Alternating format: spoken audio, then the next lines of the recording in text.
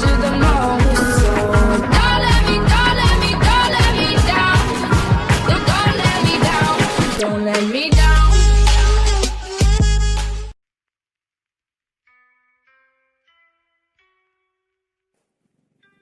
Assalamualaikum. Hi, I'm Wafi.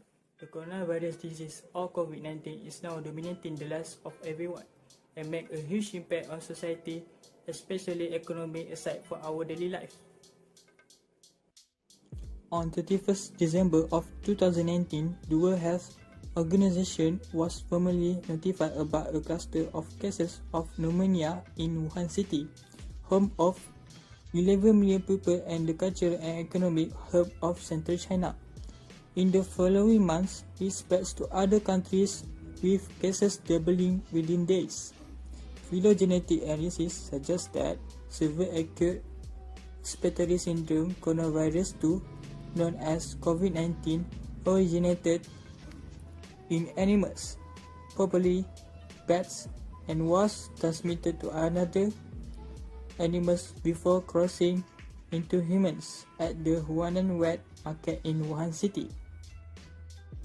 Through adaptation, as it infected more people, it mutated to acquire the characteristic that made it spread so quick and made COVID-19 much more dangerous compared to the common flu. COVID-19 spreads between people through direct and indirect ways, which mean through contaminated objects or surfaces or close contact with infected people via mouth and nose secretion. This includes saliva, respiratory secretion, or mucous droplets. These are released from the mouth and nose when an infected person coughs, sneezes, speaks, or sings. For example, people who are in close contact within 1 meter of an infected person can catch COVID-19 when those infectious droplets gets into their mouth, nose, or eyes. Since a vaccine for COVID-19 has yet to be developed, we have to socially engineer our behavior and act like social vaccine. This simply means two things, which is not getting infected and not infecting others.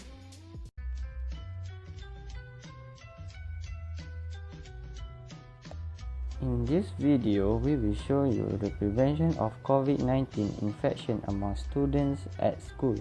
One of the ways to prevent is to wash your hands frequently.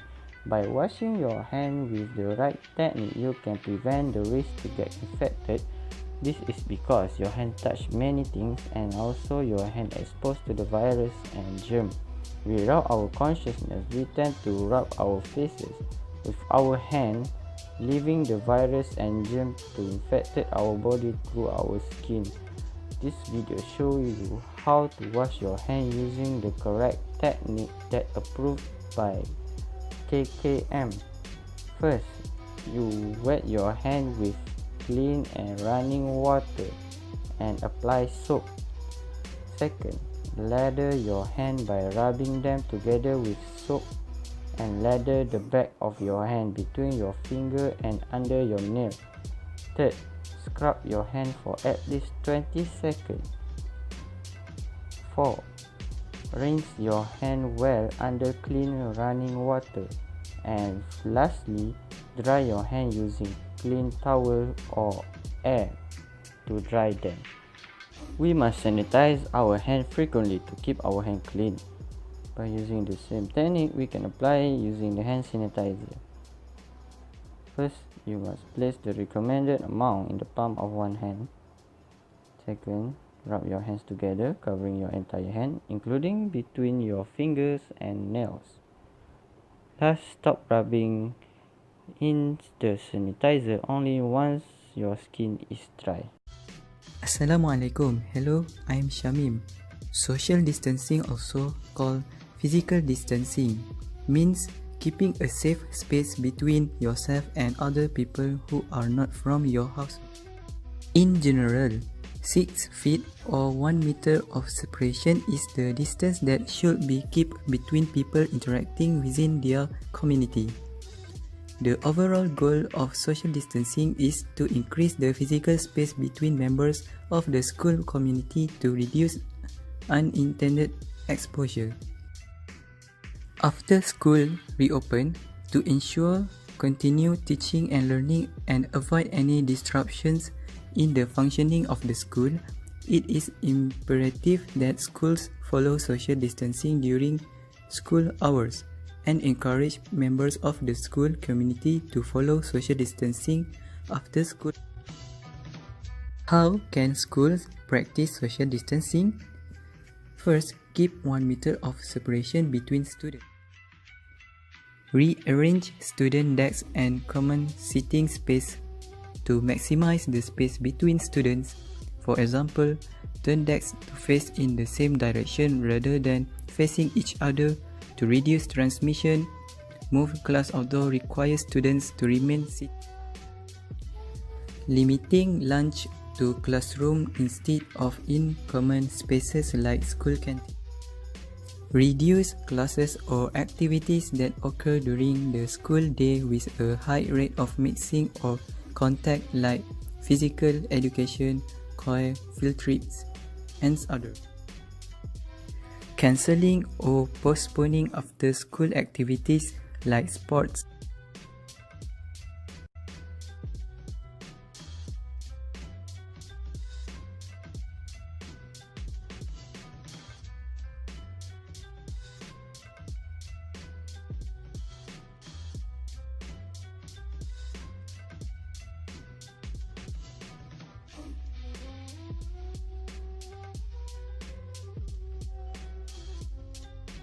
One of the methods used to reduce COVID infection is by wearing masks.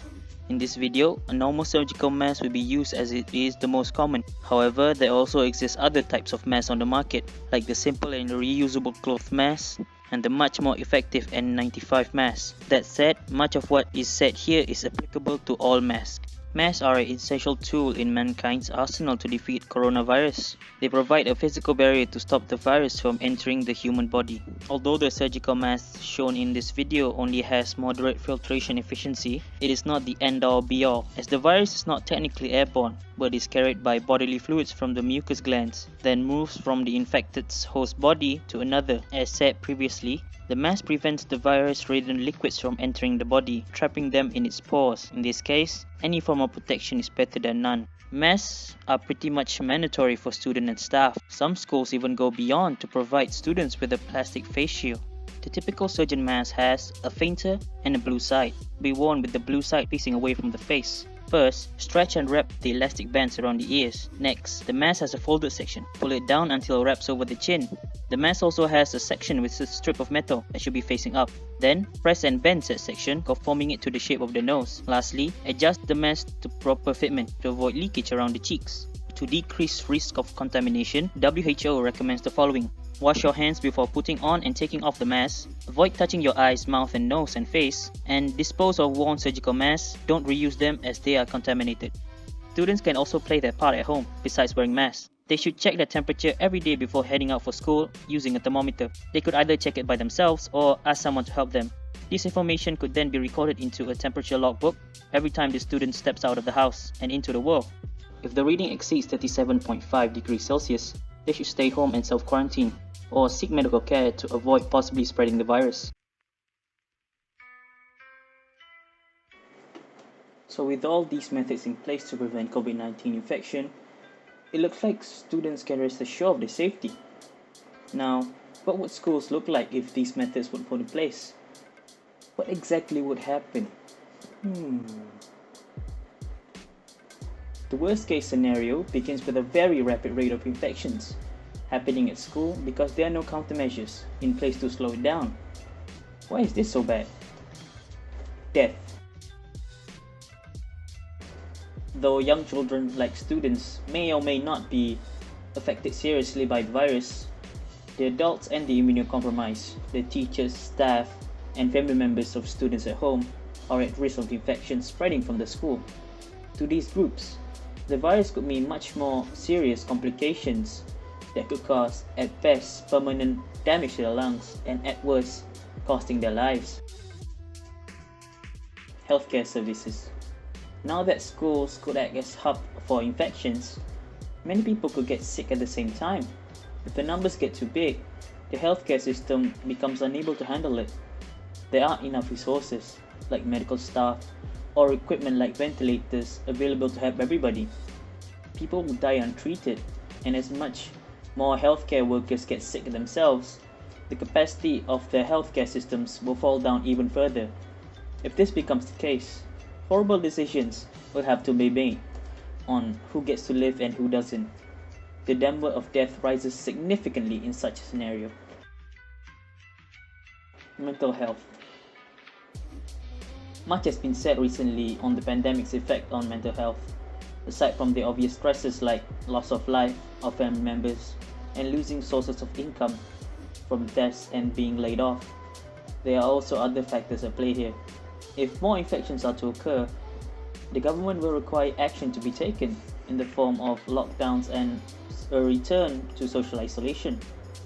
From the students' perspective, more schools and universities will shift towards online learning as school premises are closed off. As if the reduction of social bonding events like PE was not enough. In social isolation, the students might not be able to learn as effectively as a result of a non-conducive environment, feel left behind and out of touch with their peers, suffer from mental health degradation, and thus are more likely to develop symptoms of depression and anxiety. In certain instances, students who are victims of domestic abuse are now stuck in their abusive environments, whereas they might previously seek schools as a means of escape.